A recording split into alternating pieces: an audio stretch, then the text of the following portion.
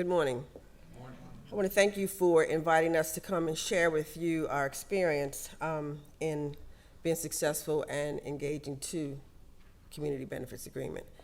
And coming from the local government perspective, as an elected official, I am constantly approached by individuals, different developers and businesses who want to develop in my district. Excuse me.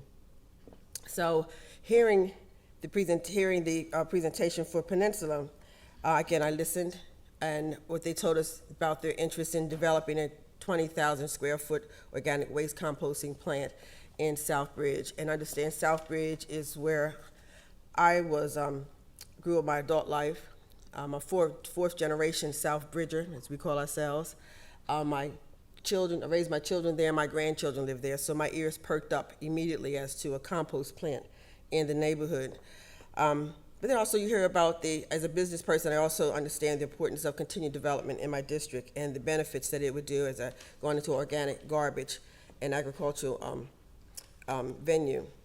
So as I have to keep a clear perspective and listen to the initial benefits of it bringing a natural organic waste, because as he said, right next to Southbridge is another major landfill, and we just did some negotiation on opposing the expansion of it.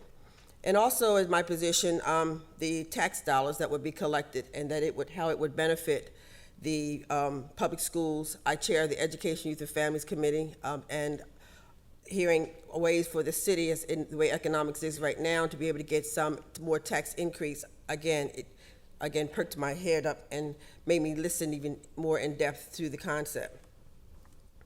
But of course, the conflict was that we in Southbridge did not want any, as they call it, a luxury garbage dump in our backyard. Southbridge is surrounded by other industries that provide our air quality environment causes hazards in our community. We are known as one of the cancer clusters in our state, so having another industry in our neighborhood really caused a little conflict and concern. As you heard Marvin said, one thing about the Southbridge area, we were already very well organized. In our organizational group, there was a young lady by the name of Dr. Hanifa Jabbar-Bey, and she was the professor of economic development at the University of Delaware, and she brought to us the concept of CBA as an economic development tool. She came and presented to us the information about the very first one, which was at the Staples Center, that was used to, the first CBA was used in the development of the Staples Center. Dr. Jabbar-Bey, she acted as a liaison between us and Mr. Julian Gross to help us to understand how to best apply this to our community. We also was able to have some of her own students to do some of the research that was necessary to get all the information we needed in our outreach, and also to help us in making some of our decisions. So as you heard, the solution was that the citizens of Wilmington agreed to support the plant and the development and offer the benefits that Mr. Thomas spelled out. And those are the jobs for local minority contractors, helping us fund this job training program, because we had to get many of our residents ready, not just in job skills, but also in job attitude, employment attitude, ready to fulfill those positions. And also, one of the major requirements was them to use local contractors, because it's usually local contractors who hire local individuals. We also was working on a neighborhood parking lot and much other things, as was spelled out earlier. The local government, and incoming developers often must also usually sometimes need zoning changes, and they have to come to the local government in order for us to do the necessary variance change for that, which is one of the leverages, I said, that allows the community and the community does not necessarily understand the value of that, is the fact that your support of a variance change is the leverage that you have, major leverage you have in the development of the community benefits agreement. But having a comprehensive plan, understanding where you want to go and how to use that leverage is very important. See, if the developer promises to create tax-paying businesses that provides beneficial goods and service to the city, the project does move a little closer. That's from the city's perspective. But also as elected official, I think it's our responsibility to make sure it's not just beneficial to the city as a whole, but to the area that we represent. Many developers ask for tax dollars and subsidies to help them with their construction, but the citizens must remember that it's your tax dollars that the local government is giving, so we do have some input and say as to where those tax dollars goes. So that's why it's important that you do need the support of the community in making your project go forward. So why do we as local government encourage CBAs? It's important because in our area, it's important because in the economic times that we're having right now, most cities need continued development to keep going forward to increase its tax base. So this is something that we saw was very important for us to try to negotiate that so that we could have a good environment when it comes time to developers coming to our city. The developer, they understand the importance of being a good corporate neighbor, which we think is very, very important. And especially if they see that there's going to be a great return back in the earnings of having their business be successful in our city. And if the development is controversial, they know that they're going to have some pleasantries to present it to be able to get the agreement to go forward through the eyes of the current legislators as well as to the community. And the community is a low wealth one, and it does bring benefits to that community by providing resources and also the funding of new jobs. Potential community benefits from a CBA. It does help us in affording housing complexes, local hiring requirements. We have been able to dictate what those hiring requirements are. Really increases minority hiring requirements. And also, again, I can't emphasize more the importance of using local and small minority-owned businesses that they're getting into the game of the development that's happening in that particular area, in our particular city. New public parks, new community centers, donations to struggling public schools, all of these different potentials, benefits for, or things that an area can benefit from a CBA.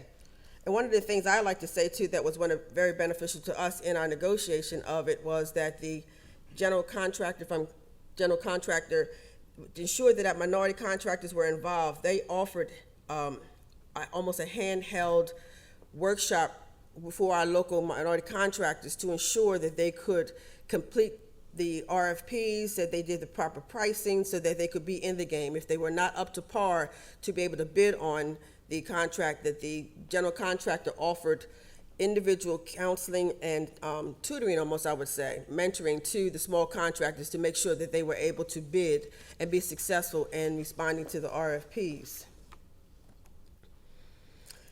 My role with the Peninsula Compost CBA is, and especially as elected official, that my goal is always to empower and educate my constituents on what's going on. When I first was told about the idea of the composting project, I immediately went back to my community and shared to them that it was coming. As he said earlier, it's important for the community to be involved from the very, very beginning. So that empowered them with the understanding of what was coming and what they had the power to do. And also bringing in as the Professor Jabbar Bey, who had the knowledge and also the contact with Julian Gross to be at the table, so we had firsthand knowledge of what a CBA was, how we can best use it, and how to position ourselves so that we would be successful in accomplishing the CBA. Also, then we had to present the information, the CBA, to the two parties, set them at the table, and get them to negotiate and come up with a successful plan. My role was to pass the necessary ordinances and legislation. And if you ever do the research of the legislation that I passed, the CBA agreement is written into the legislation. So not only is it just a agreement, a document, legal document between the community and the developer, but it is also part of the law, that they got the ordinance because of the agreement between the community and the developer. So it's really stamped and legal and binding. So that also, so the developer knew that it had to build this project on that land and to do all the things that was necessary and spelled out in the CBA. And to address any of the problems the city council might have had. And understanding you need 7 votes, I was only 1. And I had another colleague who was, the landfill we discussed was in his district, so he was very much opposed to the expansion of a landfill. So to hear of another possible one coming in the city area perked his ears and concerns, but the fact that it was was not a typical landfill, but the one that we didn't have the issues of the environment and the air problems, also got his support. So it was easy for me to lobby the 7 votes that was necessary because of the type of industry that it was. And my role was, I think this is one of the most important ones, was to encourage and to empower and to educate all of the actual facts that are involved in the agreement. But for me, as an elected official, was for me not to be part of the negotiation. I stepped out and allowed, because it's a community benefits agreement between the community and the developer. And I think that's really what made it very successful, because my focus and input was to ensure that it met all of the legalities and that it fit the things that was best for the community. But as to the details of the agreement between the community and developer, that was what the community and the developers importance was. And for me to step out, so it did not get political, because we can get political. And it's not a political agreement, it's a community's benefit agreement, not a political agreement. So I can't emphasize that stronger. Why do CBAs work for the developer? Because I'm a business person, as you heard, and I do understand the importance and value of continued business and also the tools to negotiate business. So also as a public official, I wear both hats, so I see from both perspectives. And the corporate partnership with the neighbors and the neighborhood support is crucial, because they do want to become good corporate neighbors.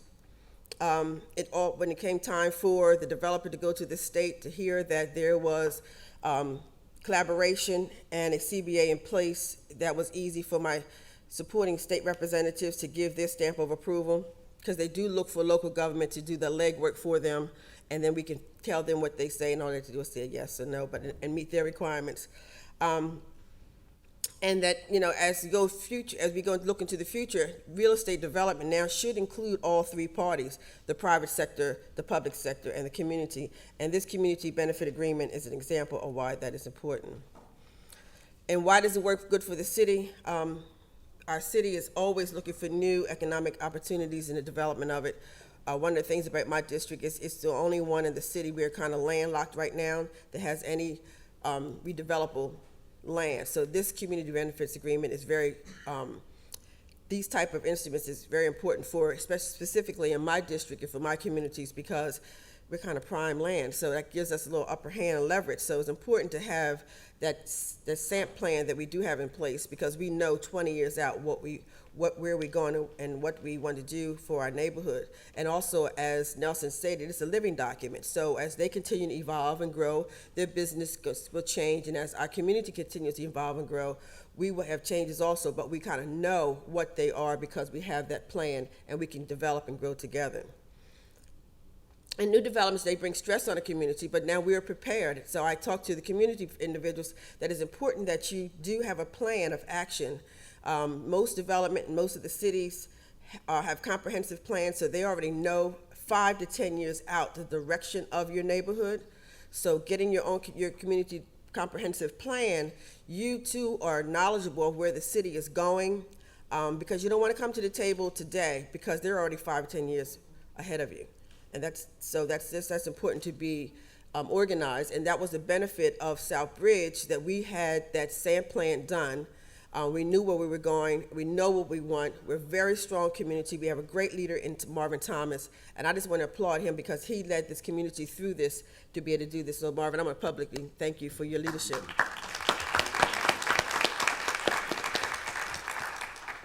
And also knowing too that there are resources out there to help you do that. So feel free to reach out and ask. You know, if you don't ask, you don't receive. The Corps of Engineer has line item funding for support so that you can get the kind of engineering information that you need. So ask for that. National and local organization will provide model agreements, as we shared ours also, to help you in the development of yours. And pro bono attorneys, we would, I don't know where we would have been without Widener University's lawyers and his students to come and to help us in writing that agreement for us. And also, we reached out to Mr. Gross, the author of Community Benefits Agreement, and he was very resourceful in directing us to make sure that we were getting the best in our agreement application. And one good agreement in process leads to another. So not only did we were successful in our very first community benefits agreement with the Peninsula Compost Company, as being Delaware's first, not just the city of Wilmington, but the whole state of Delaware. So we're very proud of that. But we also negotiated a second one. In March of 2011, we signed a second community CBA with port contractors for the Coke Petroleum facility. So we was excited that we were successful and continue going. And we're working on several others. As I said, there's more developable land in Southbridge. In fact, we almost have 24 acres in one area and another 10 acres in another. So watch out now, because we're really prepared for this. So developers have to sharpen their tools when it comes time to negotiate with us in the future. CBAs now become a part of our city's approach in doing things. I've shared this process with my colleagues, and we're hoping that they will not only to use it also in some areas throughout this city. CBAs signed in 2010 and in 2011 demonstrated definitely that we can make collaborations between developers and neighborhood. That is not as impossible, but is the preferred way to go. I believe with this type of initiative that we will continue to develop our cities to create the kind of tax bases that we need, especially with this fiscal impact that we're suffering with, as well as building our neighborhoods at the same time. And it puts developers and area residents and city personnel all on the same page, so we're now working in harmony. We're not fighting with the big guys against us small community individuals. And because they're finally realizing that they do need us to approve their projects, but that's only if we as the local constituents exercise that power. And it strengthens our neighborhoods so that in which major investments are located, so that it makes things better for our community. And then everyone definitely benefits from a CBA. And I want to thank you for allowing me to share.